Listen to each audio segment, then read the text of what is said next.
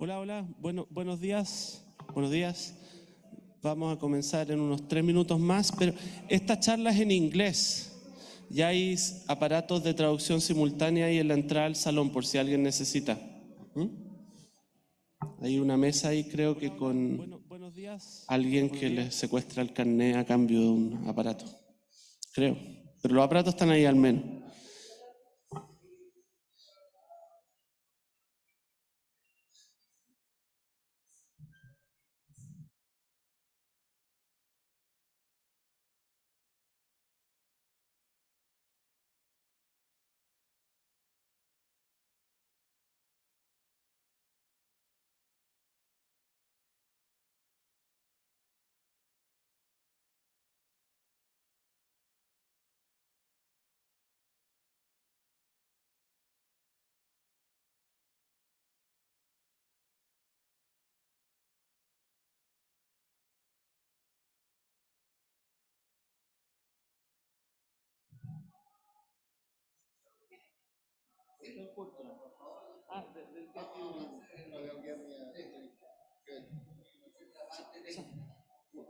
Go with them so they'll put the mic on. And some makeup. Go with them so they'll...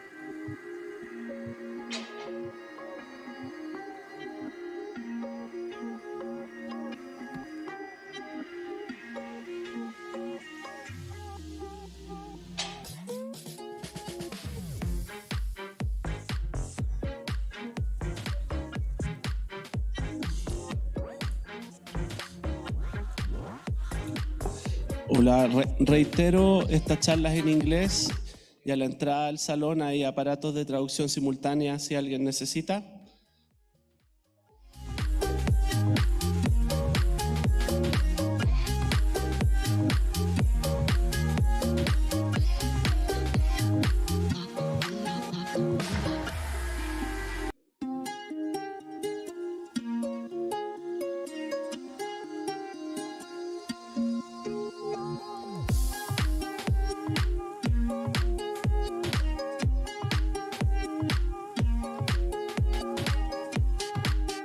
Buenos días, bienvenidos al segundo día de la Conferencia Red Agrícola Santiago 2022.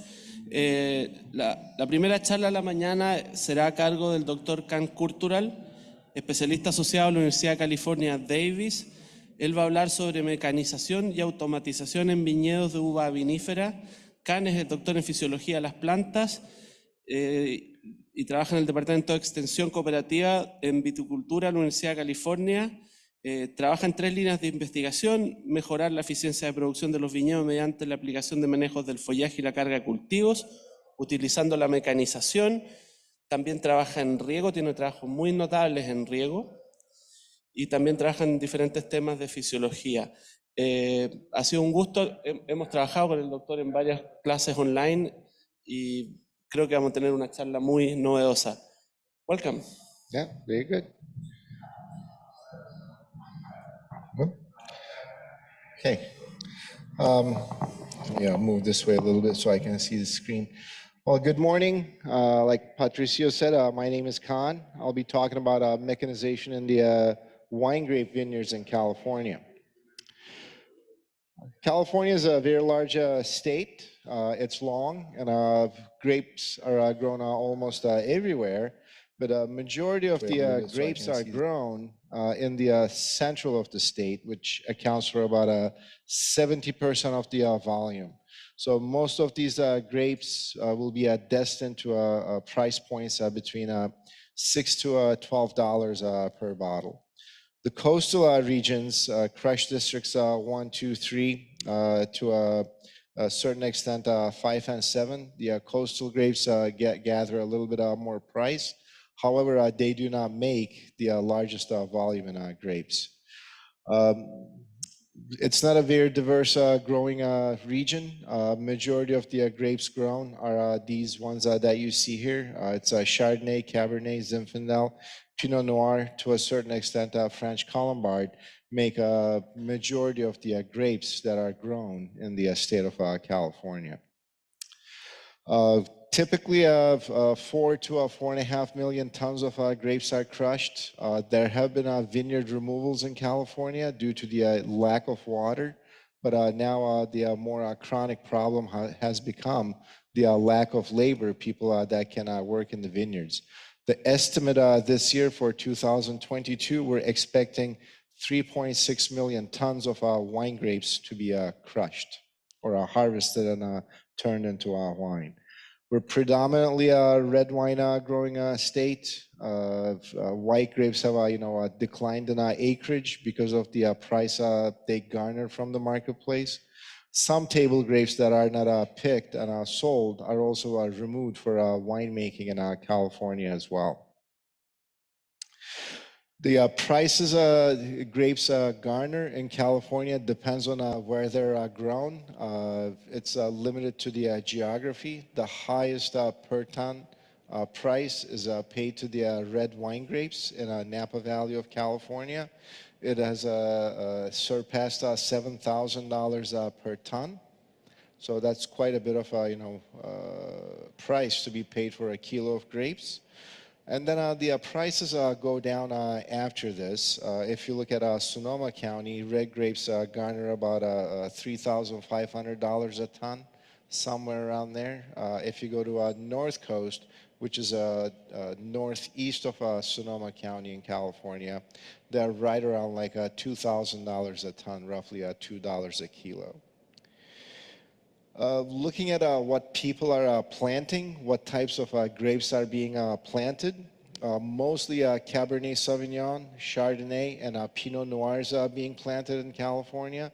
That is the demand from the marketplace. In a given year, we will remove roughly about 7,000 hectares of grapes and replant about like 5,700 hectares of grapes in their stead. Majority of the grapes that were removed were in the Fresno County area, which were raisin type of grape, and then they have been replaced with almond trees and pistachio trees. So there's a huge preference towards what growers are planting. It's mostly red grape varieties that are being planted, and that's what I'm going to be talking about today. So typical characteristics in vineyards in California, all vineyards are irrigated, and they're irrigated with drip systems, which I will talk about this afternoon. And they used to be dependent on a tremendous amount of hand labor. We used to have laborers come in from Mexico primarily. However, the life in the United States is quite harsh. People are not choosing to immigrate or live there to work under these conditions. Despite what you might hear, majority of the vineyards are owned by families, and vineyard sizes are roughly about 100 hectares in California. The impediments to reaching the markets is a big problem. These are rural industries. The cost to move the grapes from these farms to the wineries can take as long as 8 hours. So transportation costs are quite high. Majority of the operations that are being mechanized now are in-season practices, such as shoot removal, leaf removal, and to a certain extent trunk suckering. But just like everywhere else, this grape growing is a traditional industry and change is somewhat slow. Of course, we have driving factors towards mechanical management. Yesterday, I was lucky enough to visit a farm of a friend. We have 100 hectare vineyard size. That's the average size. So timeliness of our cultural practice is a tremendous challenge. And people don't want to do this kind of work. I mean, I grew up in a vineyard. I don't like doing it Y lo que as nosotros much as vamos, I used to. vamos a nosotros And cost of reclamando es labor in the United States is quite high. So for pruning practices, we were paying $32 an hour. That's, you know, just unskilled labor. So even at that price, it's difficult to find workers to work in vineyards. As I mentioned, we're not close to our population centers. People have to drive to these vineyards to work, and that's not easy to do. And land availability and cost in the United States is quite high. In our premium regions, you can be, you know, reaching up to $1 million per hectare of land price. But even if you come to the inland valleys, the cost of land can be quite high. So for a vineyard that has access to water, water rights, etc., the cost per hectare can be in excess of $120,000. So that is, you know, limiting what kind of, you know, production we can do. And a lot of foreign competition has come in and displaced the super economy bottles off the shelves. We can do lots of things by machine. I divided the commodities into three. There's wine, raisin, and table grapes that are grown commonly. All wine grapes are essentially picked by machine, so I'm not going to talk about that today. When we come to pruning, you can do pre-pruning, or you can do box hedge, or what we call precision pruning. So we're about 65% in pre-pruning, about 12 to 15% in precision or box hedge pruning. When we come to canopy management, we used to do a lot of leaf removal. We're not doing that as much as we used to due to climate change. But essentially, half the vineyards get a mechanical leaf removal. Shoot removal is done sparingly in the majority of the grape growing areas because yield is what drives these businesses. Shoot thinning is done in more medium price to premium ranges to balance the crop. Hedging during the season, all of it is done by a machine. Some shoot positioning is done by machines to tuck the shoots into the canopies. And crop load removal or fruit removal is done sparingly, again, because yield is the ultimate driver for grower incomes. There's a checklist for desired vineyard properties. If you're going to, mechanize and automate vineyards, this starts with plant uniformity. We try to divide the blocks into homogeneous units. And this can be done with a previous knowledge of the vineyard. If you do not have a previous knowledge of vineyards, or if you're going into a new land, this can be done with soil assessment with proximal sensing. You can even do this with satellite imagery. We're looking for healthy and straight trunks to retrain if you're not using straight trunk plants. Cordons need to be established, straight and taut. We prefer not to wrap the cordons on the wire. Bearing spur density, we're looking for about 21 to 42 spurs per meter of row. Good way to analyze how these vineyards are going to fare, because longevity of vineyards is needed. Typical vineyard for us lasts anywhere between 25 to 27 years under mechanical management. And we assess this with pruning mass or weight of the shoots. For cool, cold climate, coastal regions, we're looking for about 0.5 kilograms per meter row of pruning mass. And for hot regions, warm and hot climate regions, up to 1 kilogram of pruning mass is needed. Training has to be uniform. If you're starting with a free canopy, open canopies, keep this training system. Do not change it within the block. That's a given. Bearing habit. These grapevines that you're going to mechanize should be amenable to cordon training and spur pruning, because the way the machines work, it's not selective. You cannot Guyot prune by a machine yet. Trellis and training system, we do prefer a single high wire for these type of machine managed vineyards. But of course, vertical shoot position vineyards or quadrilateral vineyards also work just as fine. The vineyards we use, row lengths can be as long as 800 meters to almost 3 kilometers in length, so end assemblies have to be quite strong. We use a line post at every vine. These are tall, galvanized, usually engineered stakes that are put into every vine. And row spacing has to be wide enough to accommodate the machinery that will go through. Now, a lot of machines can fit into 2-meter rows, but picking them under these conditions can be problematic. So as these vineyards start becoming more common, you'll see more trunk shaking type of mechanical harvesters. Irrigation supply in these cases needs to match at least 80% of crop evapotranspiration demand. So we're relying more and more on irrigation in every vineyard operation that we do. So this is going to become also a chronic problem. An irrigation line, we lift them up at least 500 millimeters above the vineyard floor. So we've done quite a bit of work on the adaptability of trellis types to mechanization. Open canopies is what we have. That's about 70% of the acreage.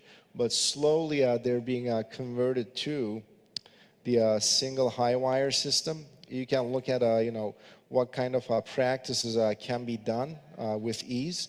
The more pluses you have, the easier it is for the machines to do these practices, such as pre-pruning or final pruning, shoot removal, leaf removal, crop adjustment, trunk suckering, harvest. Single high wire is the simplest system, and it adapts itself to mechanization very well. We used to have quite a bit of head-trained vines or gobelet or bush-type vines. We tried mechanizing them by putting a simple trellis on them. You can only do a leaf removal or a little bit of a crop adjustment with it. Of course, we could not pick them as reliably as we could, because we were essentially breaking the trunk structure in this case. Looking at desired dimensions for end posts used in mechanically managed vineyards, for single high wire, 73 millimeter diameter end posts, about 2.7 meters in length. And we usually require a double spade at the end of this post to make sure that it can handle the forces that are going to be put onto it by the machines, most importantly the harvester, as the crop is hanging onto it. I put a VSP here because I realize you have a lot of vertically shoot positioned systems in Chile still, but this is essentially abandoned in California. So we either plant a single high wire or a quadrilateral systems. So quads are essentially two single high wire systems separated essentially by 1.2 meter canopy. So the most common ones that we use are the single high wire system and the high quadrilateral system. They can be anywhere from 150 to 170 centimeter tall. These are single canopy, the single high wire. They're not shoot positioned. We get about 35% of the leaf area exposed in this case, and we usually get into production in about 18 months. Our current yields are anywhere between 22 to 40 tons to the hectare when the vineyard's in full production after the second year. High quadrilateral systems, they're approximately 170 centimeter tall. This is a divided canopy, 100 to 120 centimeter cross arm on the top tier. This also becomes a non-shoot positioned after it sprawls out. We have about 70% exposed leaf area. We also get into production in about 18 months. 25 to 52 tons to the acre, to the hectare, and these are both fully mechanized systems. Single high wire, I think you've seen enough of this in the recent years. It's very simple trellis. you have a beveled stake at every vine, and then a cordon is trained to the either side of the stake. The stake, sticks above the cordon wire, approximately 5 centimeters. We designed it this way so that the pruning machine doesn't have to open and close as it's going around the stake, so you get more speed going down the line. High quadrilateral is essentially the same system. Let me see. High quadrilateral is essentially the same system, but the single high wire is separated by this T. That's 60 centimeters in between the two sides of the canopy. And there's a catch wire above it, roughly about like 40 centimeters above it, and splits it another meter or so. So you essentially have two walls of the single high wire, and this is in a system where you will have very large clusters, such as Syrah, Malbec. We're also growing this Italian variety called Terraldigo now to make volume. So they do require these large canopies. So it's quite an industrial system. Anyways, of course, you have to go through all the processes as in a normal vineyard, such as dormant pruning or winter pruning, I should say. Depends on where you are, but we usually start as soon as harvest is over. Since we're in the northern hemisphere, so we're starting a Cabernet harvest next week in our warm areas, and I will come back and start pruning these in November. Severity, how tightly you prune these will define the bearing surface where the fruiting shoots will come from. It will also define the capacity of the vine. The cost of doing these, we calculated these costs, but we also have inflation in the United States. They're about 30% more expensive than the values you see here. Spur pruning a vine used to cost us about $1.22. So we have about 1,200 vines to the hectare. So it's about $1,400 to prune 1 hectare by hand.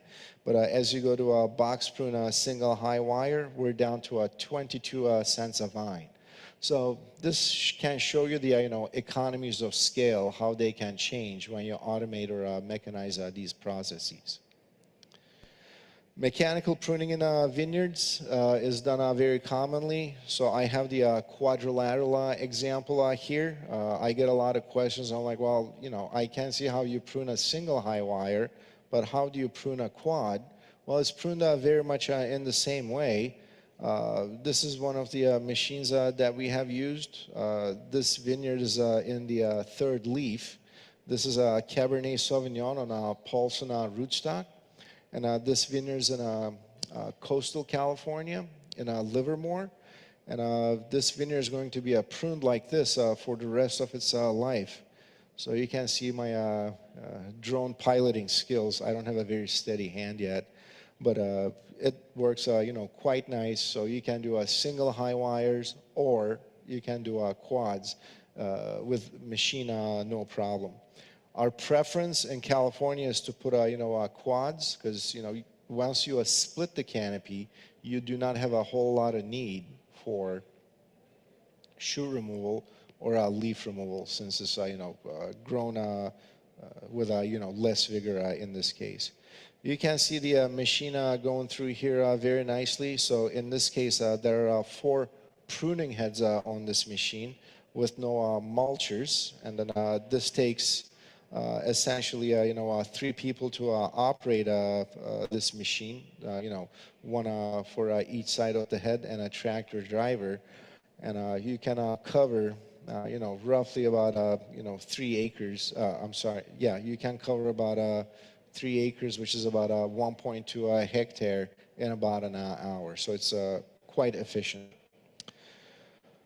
One thing that we commonly do to balance the crop is to do a shoot removal or a shoot thinning, and this is done by machine as well. Of course, trunk suckering is done by machine.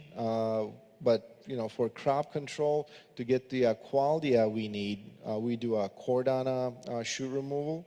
In frost-prone areas, we wait till about May 16th in the northern hemisphere to start the shoot removal. Of course, it reduces the density of shoots along the canopy, but the effect can be reversed if you are not practicing a correct amount of irrigation. It will assist in the establishment of spur positions. Our cost by doing this with machines are roughly about $160 per hectare, which is essentially half of doing it by hand. So first I'll show you the trunk suckering. It's essentially a barrel with silicone fingers on it, and then that's why I said straight trunks are needed. It can go through this vineyard very quickly, removing these suckers, because it's very difficult for us to find people to come and do this by hand anymore. So it works quite well, and I was happy to see a lot of John Deere tractors yesterday.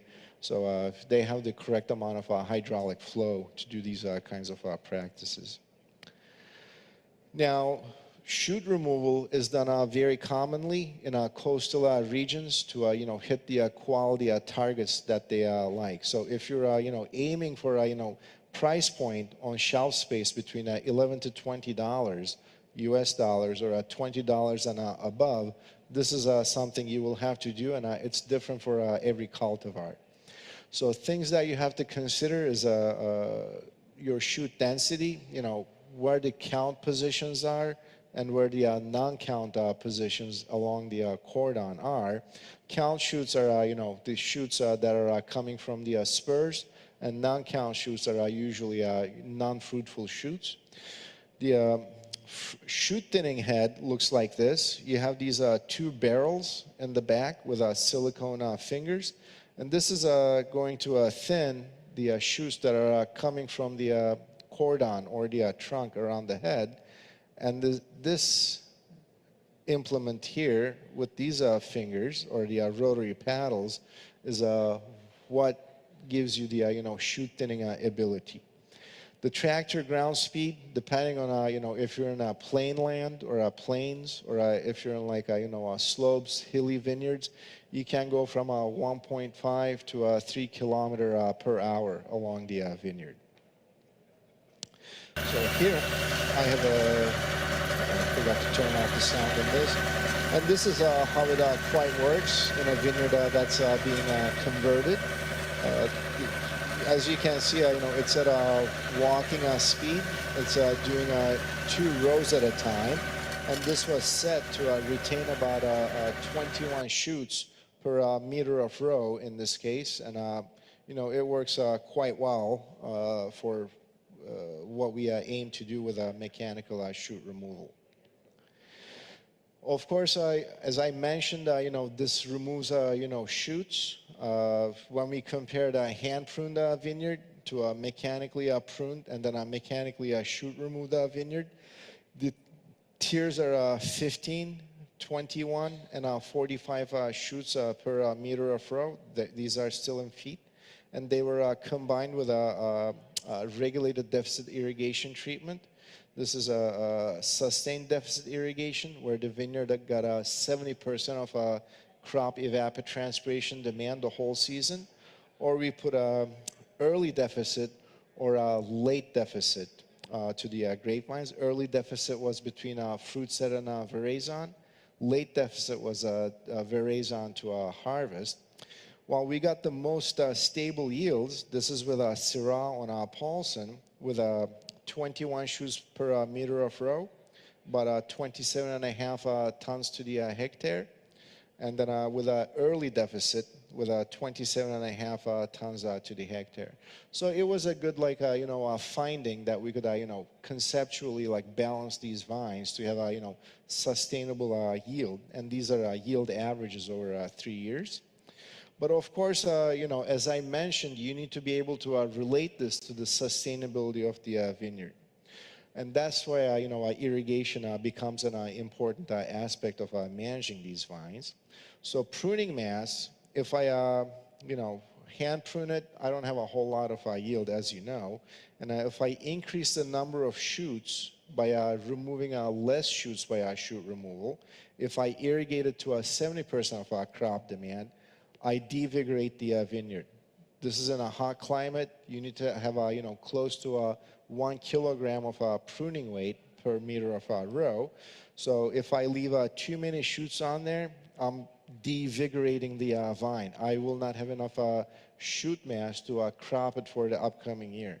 But if I just introduce a little bit of stress early in the season, I improve the vigor situation. I'm at like 0.9 kilograms of pruning weight per meter of row with a middle shoot density, which was 21 shoots per meter of row in this case. So this is 1 year, and this is the following year. It's not the same graph, but I'm able to make the same vine if I adhere to these practices year after year.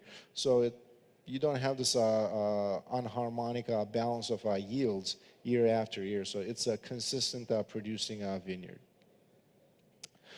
Of course, we're in the United States, and everyone follows the winemaker, because winemakers are obsessed with quality, although they cannot define it. But there are some chemical markers that you can use. In this case, we looked at the total amount of phenolics in the grape berry, anthocyanins and tannins. Again, the mid-crop load at 21 shoots per meter of row with our early season deficit gave us the greatest amount of anthocyanins, tannins, and phenolics in the fruit. And this was a predictable process after we established it. And of course, phenolics are not the only thing. There are flavor indicators such as herbaceous aromas or floral or fruit-forward aromas. Herbaceous aromas can be these methoxypyrazines, stuff that gives you this like a bell pepper aroma. Surprisingly enough for us, the greatest amount of herbaceous aromas in Syrah came from hand-pruned grapevines that were irrigated at a high level of water. We had hardly any measurable methoxypyrazines at 21 shoots per meter of row, and they were the lowest with the early deficit treatment. Likewise, floral fruity aromas were enhanced with shoot removal, and they were optimized anywhere between 15 to 21 shoots per meter of row. The floral fruity aromas here that I have is beta-damascenone. This is this fruit-forward sweet fruit aroma, or beta-ionone, again a degradation compound of carotenoids that you get if you open up the canopy a little bit to indirect solar radiation. Now, there's a lot of interest doing berry or cluster thinning to balance the crop, but if the last 150 years of work in grapes is any indication, berry or cluster thinning does not necessarily improve fruit composition or wine composition. It's the amount of active leaf area that you have in the vineyard. Nevertheless, there are some guidelines to berry cluster thinning if the vine is overbearing.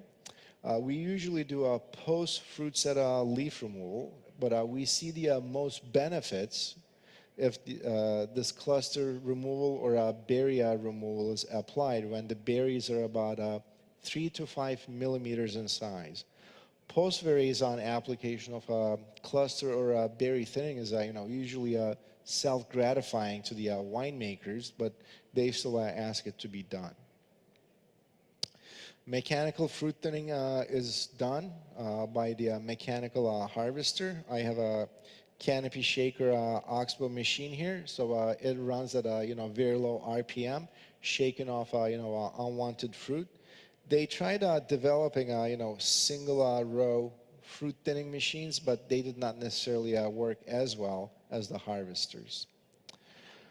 What cluster numbers does for grapevine is quite obvious. It does not change the canopy architecture or the microclimate.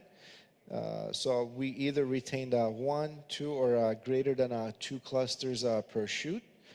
Gamma is the leafiness index of the canopy. How wide an individual leaf is depending on the length of the shoot.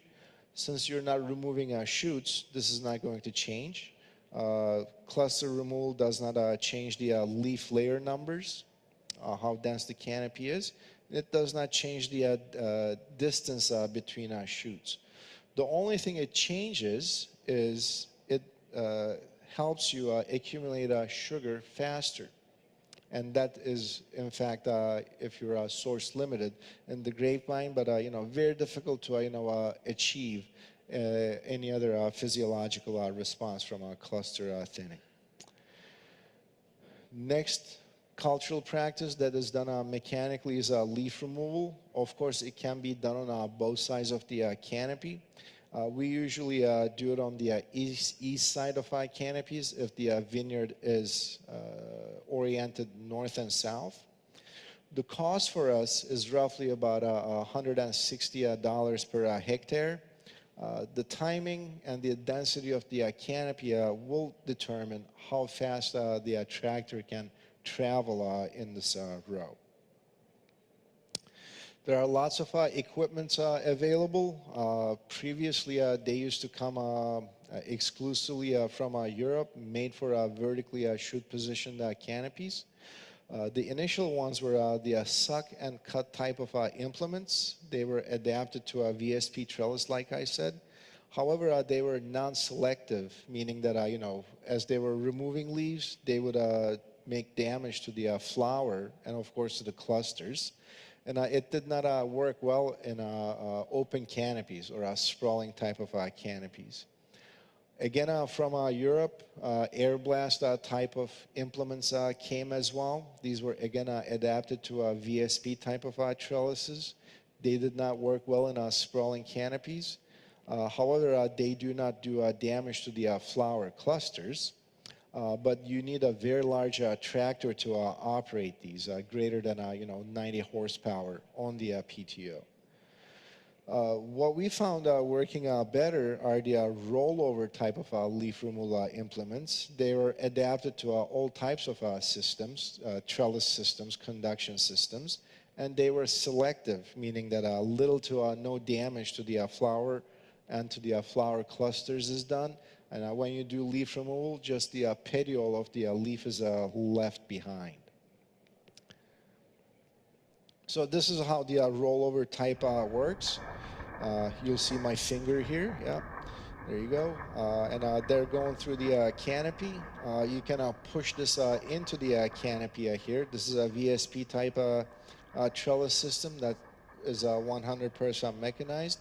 And then since it's in coastal California, they do use leaf removal to introduce some air into the canopy because they do suffer from some fungal diseases on the coast.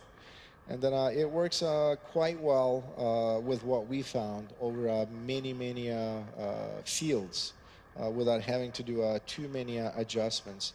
And as you can see, as the machine goes by, the canopies opened quite well. So, and the clusters are now visible again. Of course, leaf removal also has to be combined with irrigation deficits. We found out that if we just do a sustained deficit, apply about 70% of our crop demand throughout the season, we do end up with larger berries. The timing of leaf removal is quite important. Pre-bloom or post-fruit set leaf removal, you'll end up with a different fruit composition. If you do a pre-bloom leaf removal, for example, you do have a different effect on the building blocks of tannins, such as catechin and epicatechin. And then you do see an increase in total anthocyanins in the berry skin. If you do a post-fruit set leaf removal, this work was with Merlot, we have seen a decrease in berry skin mass due to extra stress on the grape berry. However, we have seen an increase in a lot of the tannin compounds. Merlot is, used as a, standalone variety for monocoupage wines, as well as a blender in Bordelais blends in California. So depending on, which price point it was going to, this gave the grower some knowledge on, how they can, farm this in the field to, hit a certain price point. So if you want like more color, a little bit, lighter Merlot, you can do a pre-bloom leaf removal, combine it with a regulated deficit irrigation. It works fine. But if you're going to make a, a monovarietal Merlot in a mechanical situation that you want like a dense mouthfeel, like good color, post-fruit set leaf removal combined with a regulated deficit irrigation, again with our early deficits, gave the grower the most advantage. But of course, everything has a cost. Growers are not paid, where I come from, based on quality, but on the amount of grapes they produce. So we looked at the cost of growing these. We did control, pre-bloom, or post-fruit set leaf removal with sustained deficit irrigation or regulated deficit irrigation. Everything was pruned the same, okay? And then leaf removal, this is labor cost, adds about like $30 to the hectare in this case. This is just labor cost. And then irrigation applied in megaliters, okay? It's less with a regulated deficit irrigation in this case. Irrigation cost changes as well. The last two columns are total skin anthocyanin production. How much I'm spending to make anthocyanin in the vineyard, and what the anthocyanin cost per gram is to the grower. Well, I can just grow them like I always have, no leaf removal, irrigate to 70% of our crop demand. I'm going to make about 1,000 grams of anthocyanin per hectare.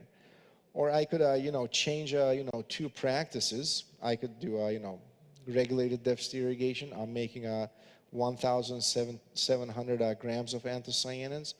Or I can do a pre-bloom leaf removal with a regulated deficit irrigation.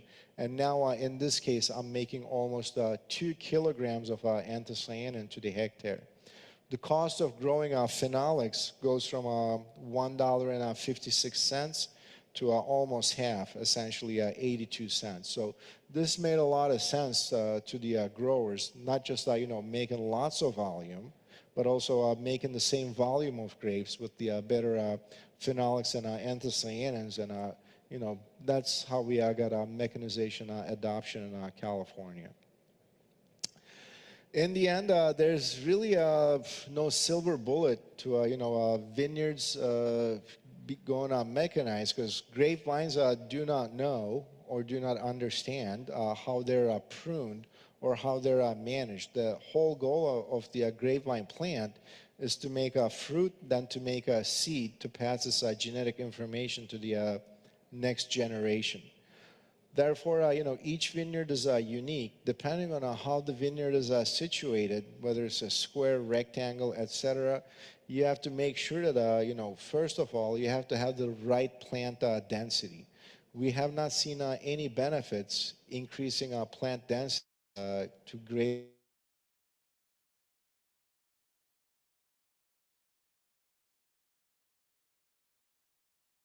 4,500 plants, yield is flat.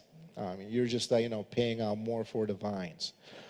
So these things have to be considered. Again, pushing the rows closer together versus some mediocre or medium row width has to be considered. So you're either making 11 turns or you're making 16 turns, and this increases cost.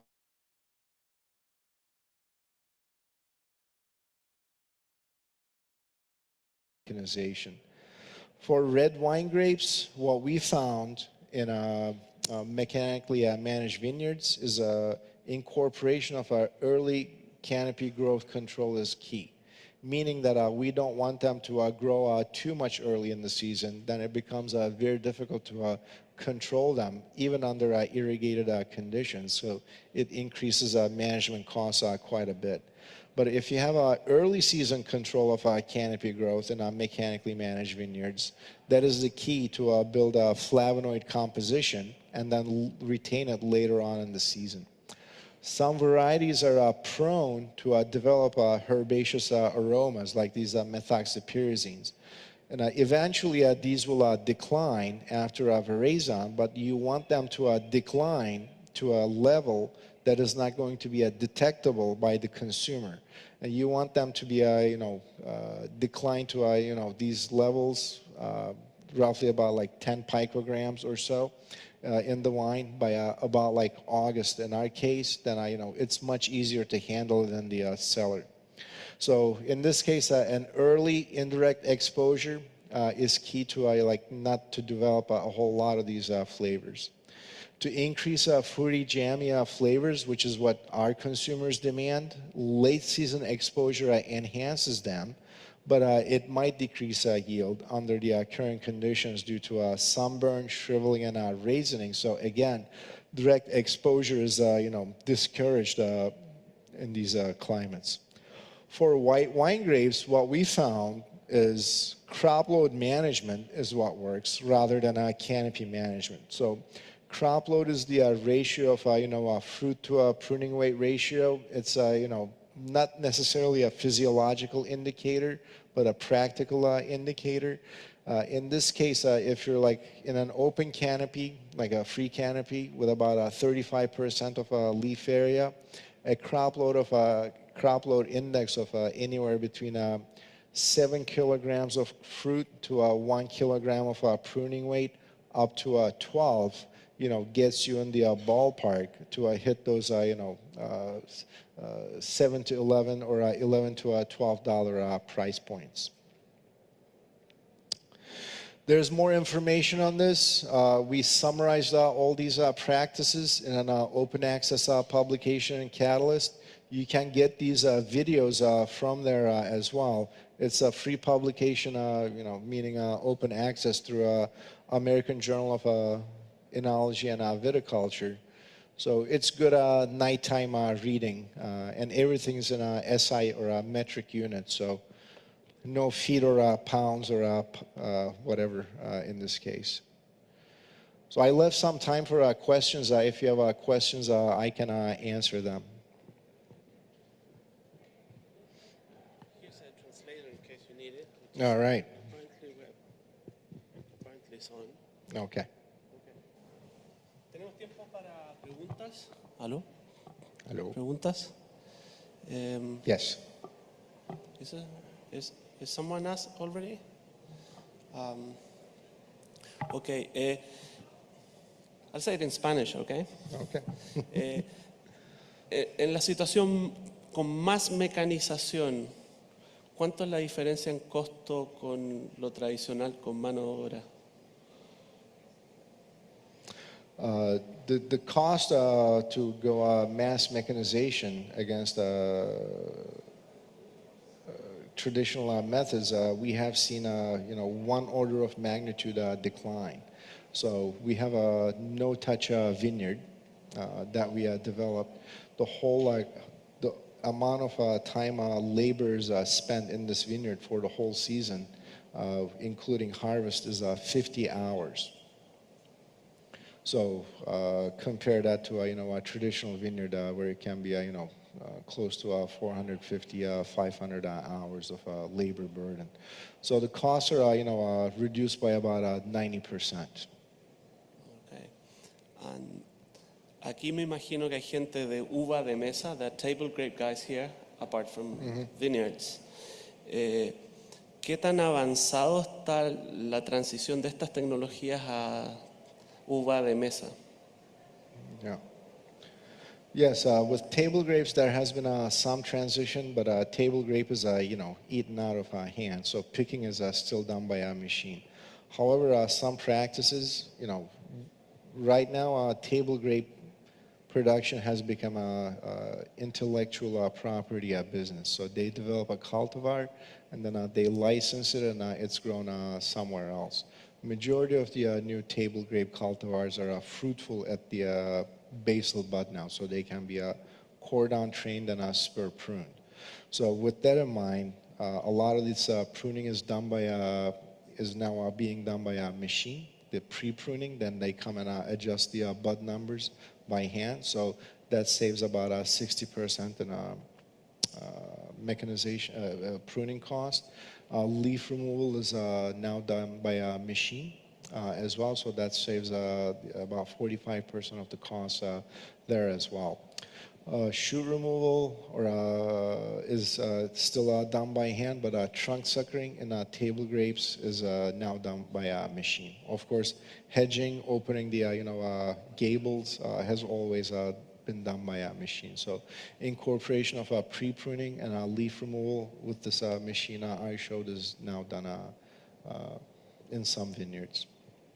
Is someone researching this in the U.S.? No, not me.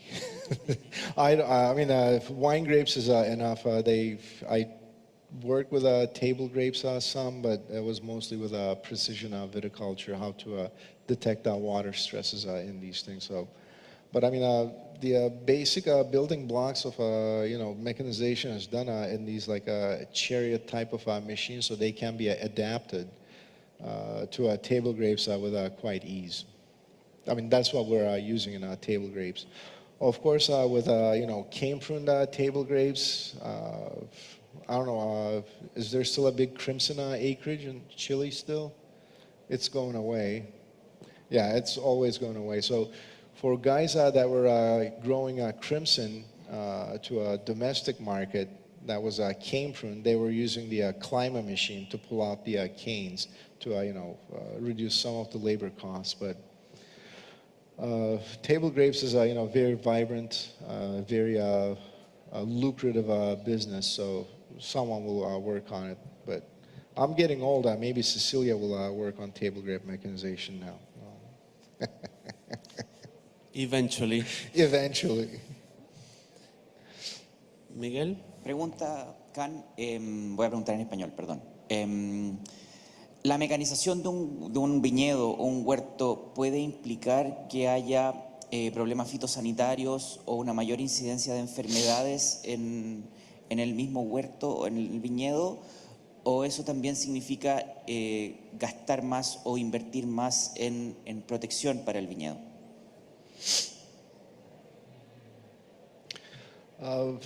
For us, we have not seen a major increase in disease incidence. In fact, in regions where we have, for example, grapevine trunk diseases or the propensity to have grapevine trunk diseases, we do recommend mechanical pruning because you can do it very fast before the incidence of rain or after the rain has passed, so you can move very quickly. Or if you're in a region that gets more, spring rains, you can pre-prune the grapevines, spray the tops with Topsin M, protect them, then come back and finish the vineyard to balance the spur load. So that is what the current recommendation is in our case. So we haven't seen an incidence of increase in diseases in the vineyards in this case. Bueno, no hay más preguntas, muy bien. Hoy día le vamos a sacar el jugo al doctor Cultural. We're going to make you work a lot today. Él va a dar una charla sobre gestión del riego en huertos, en viñedos mecanizados después de almuerzo, en esta misma sala. Y antes de almuerzo, en nuestras mesas de conversación, él va a estar liderando la mesa número 10. Para las personas que están interesados, se sientan a conversar, son como 45 minutos de conversación tranquila con él, para los interesados. ¿Okay?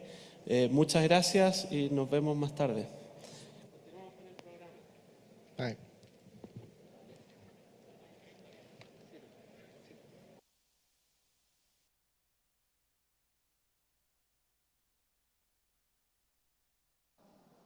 Aló, ahí sí.